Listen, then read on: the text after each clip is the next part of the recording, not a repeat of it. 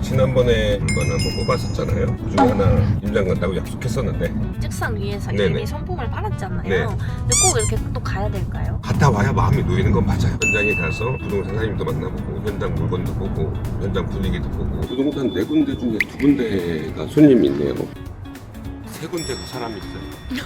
이게 이제 부동산 분위기거든요. 일단 거래가 있다는 뜻이잖아요. 그러면 내 거 팔 때도 이만큼 올 테니까 이런 분위기 좋아요. 예상했던 가격은 7억 정도인데 지금 사장님들의 말씀. 생각보다 낫네요. 네, 제가 예상했던 것보다 그러니까 이런 부분 때문에 현장에 반드시 와야 돼요. 안녕하세요. 네, 안녕하세요. 오늘은 또 어디를 가고 계신가요? 경기도 광주 가고 있습니다. 우리 지난번에 몇 개 물건을 한번 뽑았었잖아요. 그중에 하나 임장 간다고 약속했었는데 그날이 오늘이네요. 저는 경기도 광주가 부동산으로 유명한지는 잘 모르겠거든요. 유명하진 않아요. 원래 부동산적으로 광주가 인기 있는 지역은 아니에요? 네, 교통편이 그닥 좋은 편은 아니라서 찾아가서 사거나 막 이러진 않는. 근데 우리는 그 안에서 그냥 저렴한 걸 찾으러 가는 거군요. 맞습니다. 그 안에서 나한테 사줄 소비자가 얼마에 사줄 것이냐를 기반해서 우리가 얼마에 살 것이냐를 결정하면 됩니다. 지난번에 책상 위에서 네네. 이미 선풍을 팔았잖아요. 네. 근데 꼭 이렇게 또 가야 될까요? 저도 가끔 그렇게 생각하거든요. 가격 뽑았는데 뭐 굳이 현장까지. 근데 제가 그랬다가 손해본 게 있어서 한번 갔다 오는 거 어렵지 않은데 가서 내가 살 거, 내 집이 될 수도 있는 거고 확인해야 되지 않냐라는 원칙을 한번 세워놓은 게 있고 갔다 와야 마음이 놓이는 건 맞아요. 현장에 가서 부동산 사장님도 만나보고 현장 물건도 보고 현장 분위기도 보고 그래야 내 가격에 자신이 생기는 것 같아요. 오늘 촬영 날짜 기준으로 바로 어제가 지방선거 날이었어요. 네네.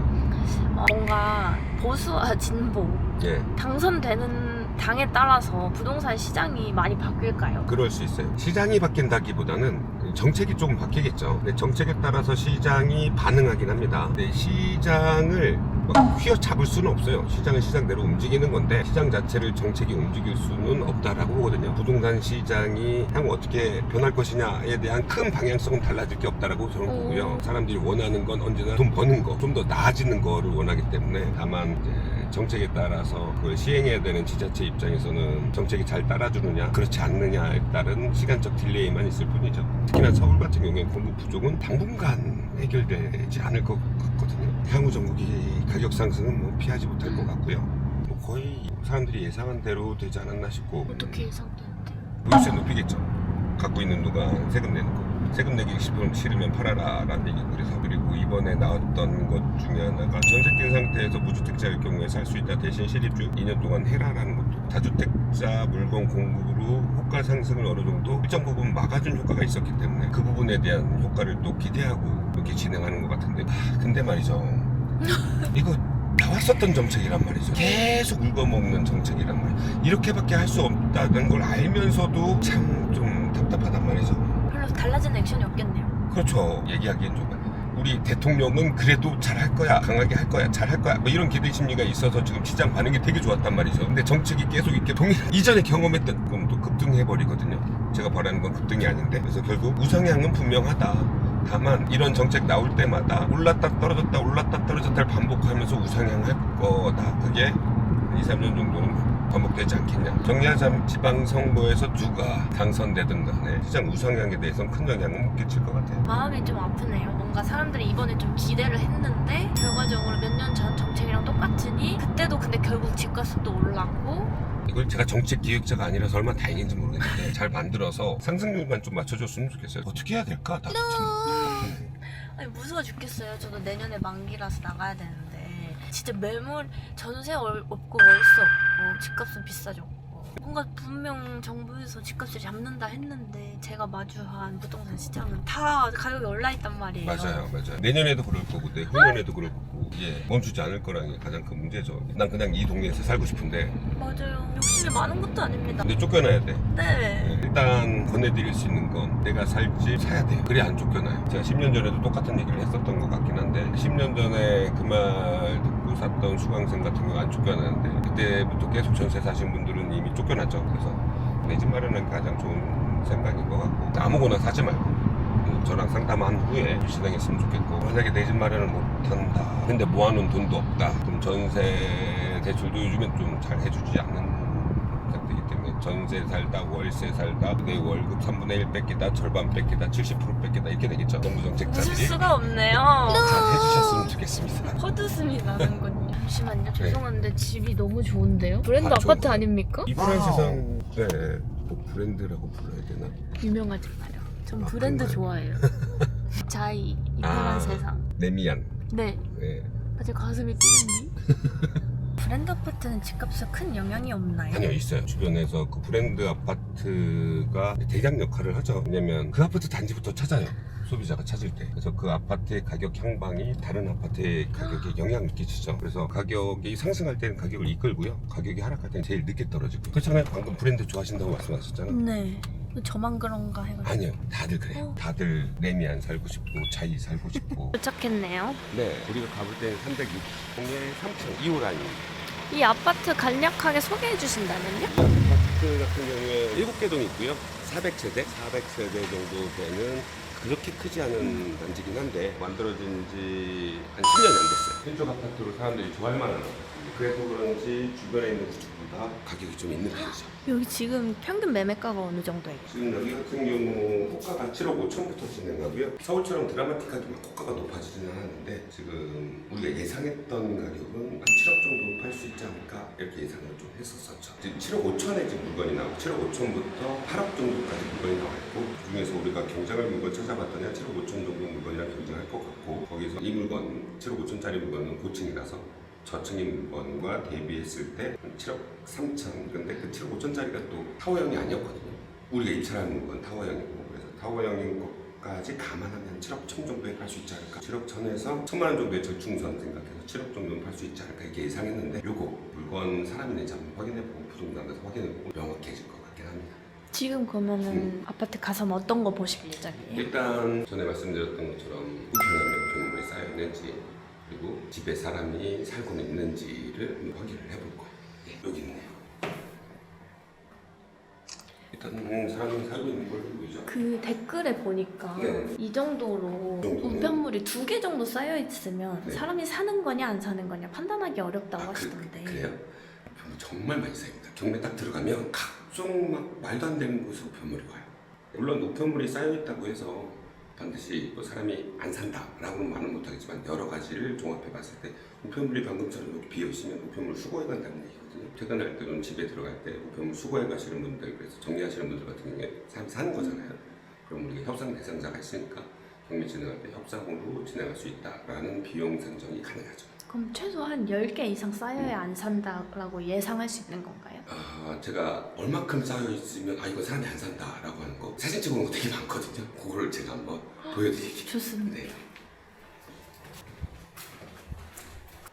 저희 미납관리비도 확인해야 되잖아요. 네, 맞아요. 그건 어떻게 확인해야 돼요? 관리실 가서 물어보면 되고요. 경매지에서 대부분 미납관리비를 확인을 해줘요. 물어봐 놓고 진행하는데 요거 같은 경우에는 지금 미납관리비가 75만 원 정도? 한 3개월 정도 미납관 내용이 확인되는. 한 번 더 경비실 가서 물어보시기도 하나요? 네, 이거 지금 5월 13일 날 조사가 된 내용이거든요. 근데 만약에 이가 오래됐다 그러면 한번 가서 다시 한번 확인을 해봐야 됩니다. 얼마?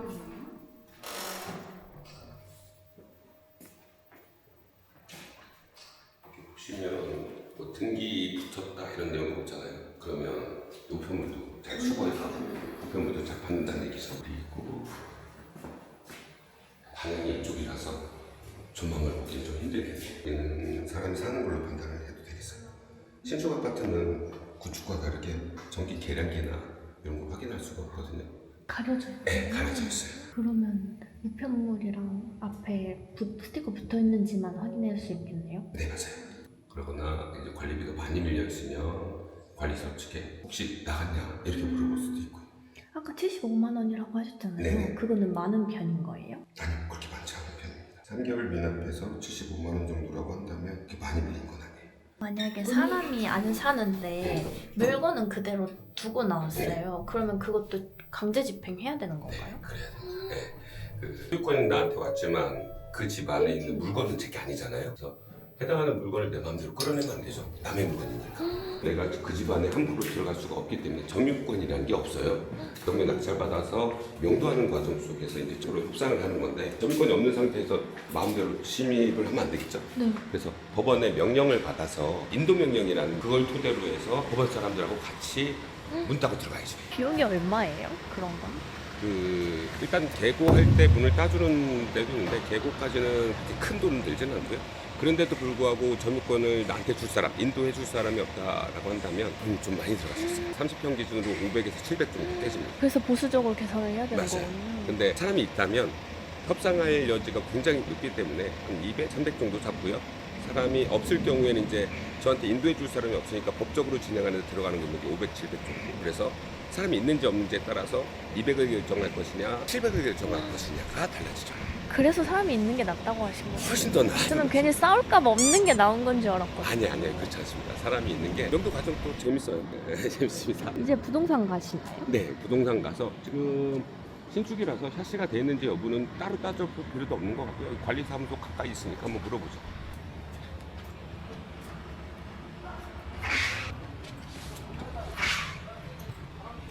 지금 미납관리비 얼마 밀렸는지 다시 한번 확인을 했고요. 했더니 밀린 미납관리비는 없고요. 이번 달에 발생할 것만 남아있는데 이게 이제 출신 정보가 되는 거죠. 그러면 제 입찰가는 50만 원 정도가 올라가게 될 겁니다. 뭘 더 알아보느냐에 따라서 입찰가가 달라지게 되죠. 만약에 알아보지 않았다면 지금 밀려있는 미납관리비 80만 원 정도는 제가 입찰가에서 내렸을 거거든요. 이 50만 원 차이로 낙찰 여부가 결정되기도 하거든요. 부동산 가서는 어떤 거 물어보실 거예요? 이제 확인하는 거죠. 제가 예상했던 가격으로 매도가 가능한지 확인 작업을 할 거고요. 근데 부동산 사장님들은 다 비싸게 팔아주신다고 하잖아요. 네. 그걸 어떻게 믿어요?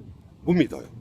그 부동산 사장님들 같은 경우는 본인이 거래한 경험과 실거래가를 기반으로 말씀을 해주시는데 못 믿기 때문에 이제 제가 따로 계산을 하거나 유출을 하거나 해서 진행을 하죠. 그리고 실거래가의 건수가 확인이 됐기 때문에 절 믿고 투자하는 거지 부동산 사장님의 말을 믿고 투자하는 건 아닙니다. 결국은 스스로가 판단한 걸 믿고 투자할 수밖에 없어요. 그냥 참고하는 거군요. 네, 맞습니다. 그리고 부동산에 사람이 찾아오냐 그 정도 파악하시는 거예요. 맞아요. 그러니까 부동산 가면 느낌이 있어요. 예를 들어 2023년 같은 경우에 대구시장 갔을 때 어떤 느낌을 받았냐면 그냥 초토화.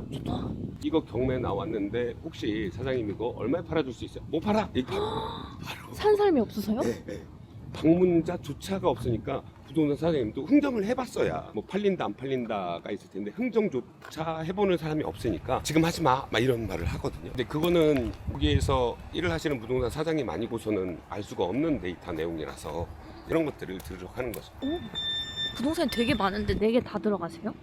아니요, 가격만 딱 맞는 게 확인되면 처음에 딱 들렸는데 내가 예상한 가격을 얘기해준다. 그럼 그걸로 끝이에요. 내 생각이 맞았으니까. 근데 그렇지 않다. 그럼 또 들리고 이렇게 진행을 합니다. 부동산 4군데 중에 2군데가 손님이 있네요. 잠깐만요. 한 군데만 더 드려볼게요. 3군데가 사람이 있어요. 이게 이제 부동산 분위기거든요. 단지 합상가 부동산 4개 중에 3개의 손님이 있어. 그 손님이 매매 손님이든 임대차 손님이든 일단 거래가 있다는 뜻이잖아요. 그러면 내 거 팔 때도 이만큼 올 테니까 이런 분위기 좋아해요. 내 것도 이렇게 잘 팔릴 거니까. 실제로 2019년에 내가 팔았던 물건들 보면 임장 다닐 때 임장할 곳이 없을 정도로 사람이 들어가 있었거든요. 여기 창동주공 아파트 앞에 부동산이 10대 개 되는데 한 군데도 빈 데가 없었어요. 여기는 좀 떨어져 있는 부동산이긴 한데 한번 물어볼게요. 표정이 좋으신데요? 이 부동산 사장님 파이팅이 너무 넘쳐서 예상했던 가격은 7억 정도인데 지금 사장님들의 말씀은 6억 9천으로 판단이 되어지네요. 생각보다 낫네요. 네, 제가 예상했던 것보다 그래도 지금 상황이 좋은 게 못 팔겠다 이런 말은 못하고 매물이 없는데 매수자는 넘친다 이런 말씀들을 하시는 걸로 봐서 매도되는 데에 대한 자신감만큼 이제 안 팔려서 딜레이 걸리는 경우는 없을 거라고 판단이 되어지고요. 다만 제가 예상했던 거 보다 1,000만 원 낮게. 그러니까 이런 부분 때문에 현장에 반드시 와야 돼요. 근데 이게 이제 호가에 대한 거품이라고 보시는 게 맞죠? 아, 네이버 부동산에 나와 있는. 네. 그 가격에 나와 있지만 안 팔리는 물건들이 있잖아요. 지금이 5월 9일 지나고 나서 전세 낀 물건들이 싹 사라지면서 가격이 높아지는 효과가 있는데 그 가격에는 이제 아직 거래가 충분히 이루어지지 않아서 부동산 사장님들도 돈을 못 하는 거죠. 제 생각에 그래도 7억에는 팔 수 있다고 봅니다. 그러면은 예상 수익은요? 세전 7억에 판다, 6억 9천에 판다라고 하면 6,900에서 한 7천 정도 세전. 그래서 요거 같은 경우에 입찰가 자체가 6억 언저리라서 비용은 5% 잡으면 될 것 같고요.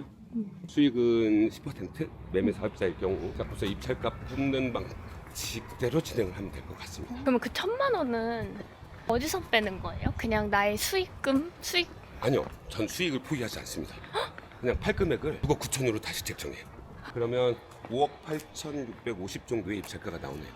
그러면은 예상 입찰가는 5억 8천 정도 나오네요. 5억 8,650이 이제 제 예상 입찰가. 아니, 낙찰을 못 받을 확률이 좀 있어서. 근데 진짜로 보수적으로 하시면 낙찰이 안 될 가능성이 높잖아요. 맞아요. 근데도 보수적으로 계산해야 되나요? 낙찰 받아서 못 팔고 묶이고 돈 잃는 것보다는 망가지는 게 낫죠. 또 수익이 안 나요. 그래서 경매 투자하면서 제일 어려웠던 것 중에 하나가 낙찰 받고 싶은 욕심 그리고 수익 보고 싶은 욕심. 둘 중에 수익 보고 싶은 욕심을 계속 유지하는 게 정말 힘들어요. 돈도 들잖아요. 대리입찰 하는 것도. 저 같은 경우는 제가 직접 입찰하니까 제 노동력을 쓰는 건데 투자 대비 효율이 안 나온다고 생각하면 사람들이 되게 지치기 마련이거든요. 근데 그러다 한 건 낙찰받아서 한 1억 정도 수익 보잖아요. 말끔히 사라집니다. 그럼 욕심 부리지 않는 게 중요하네요. 그걸 견뎌 나가는 게 해야 될 일 중에 가장 큰 일 중에 하나예요. 그러면 이번 물건 한번 싹 정리해 주신다면? 이 물건 같은 경우에 신축 10년 된 물건에 주변 단지 중에서도 그래도 사람들이 선호하는 물건 중에 하나고, 근데 물건 자체가 저층이기 때문에 방금도 부동산 사장님이 저층이라서 해당하는 가격만큼 낮아져야 된다라는 입장이 있어서 다른 물건들 얼마 전에 팔린 물건이 다른 단지에 이것보다 좀 안 좋은 단지에 9층이 6억 9천에 팔렸다. 그러니까 이것도 저층이니까 이것저것 계산해보면 그분도 저처럼 계산하시더라고요. 6억 9천 정도는 팔 수 있지 않을까 봤는데 제가 볼 때 지금 상승성까지 봤을 때는 7억이면 충분히 팔릴 수 있는 가격이라고 보고요. 근데 7억에 대한 사람들의 인식도 때문에 7억에 확 잡기는 좀 부담이 있어서 7억에서 500 절충해줘서 6억 9천 5백 정도로 책정하면 좋을 것 같고요. 입찰가 자체가 6억 이하로 나올 수 있기 때문에 비용은 5% 잡고 수익은 10% 잡고 입찰가 산출하면 될 것 같습니다. 가을쯤에 또 매수자가 몰린다고 하거든요. 가을에 딱 팔고 나오면 정말 좋은 투자가 될 것 같아요. 그럼 이거 들어가도 되는 거네요? 예. 권리상 문제 없고 가격 충분히 내려가 있고 그리고 팔리는 거 걱정 없고 이런 물건이 또 없죠. 좋습니다. 그러면 마지막으로 부동산 시장 때문에 스트레스 받는 분들한테 한마디 해주신다면요? 여러분들 부동산 시장은 시장 나름대로 시장이 굴러가거든요. 뭐 정책이나 선거나 이런 부분 크게 신경 쓰지 마시고 난 그냥 시장을 알아본다라고 생각하시면 좋을 것 같고요. 아니야, 그냥 부동산 시장에서 지금 내리는 시장이면 내리는 거 감안하면 되고요. 부동산 시장에서 오르는 게 감지되면 지금처럼 부동산 5개 있는데 4군데 사람이 들어가 있어. 사러 오는 사람이 많구나, 임대차 하는 사람이 많구나. 그럼 부동산 가격은 당분간 거래가 있기 때문에 내려가지 않겠다. 이 부분만 해도 우리 6개월 안에 팔 수 있는 가격 충분히 뽑아낼 수 있거든요. 너무 다 알고 하려고 하지 마시고요. 딱 그거 하나만 좀 상세하게 알아도 투자해서 돈 버는데 문제 없으니까 빨리 지금이라도 얼른 시작하시길 권해드립니다. 올해 이제 6개월밖에 안 남았는데 지금 네. 시작하면 또 수익을 실현할 수 있을까요? 충분합니다. 6개월이면 한 건 충분히 가능하고요. 지금도 보셨겠지만 지금 두 번째 부동산에 뭐라고 하냐면 물건만 내놔봐 바로 나가 이런 말씀을 해주셨거든요. 그 얘기는 뭐냐면 매수하러 온다는 사람이 많잖아요. 그러니까 매도 걱정하지 마시고 가격만 잘 설정하시고 그 싼 가격이 뭔지를 알아보기 위해서 계산하고 임장하고 이렇게 진행을 하는 겁니다. 그래서 우리는 1년 후, 2년 후, 3년을 보자는 게 아니니까 6개월 만에 팔고 올해 따뜻하게 돈 번 다음에 새로운 수익을 또 시작하시면 될 것 같아요. 지금까지 소액쌤이었고요. 영상이 도움이 되셨다면 구독과 좋아요 부탁드리고요. 다음 영상에서 뵐게요. 안녕.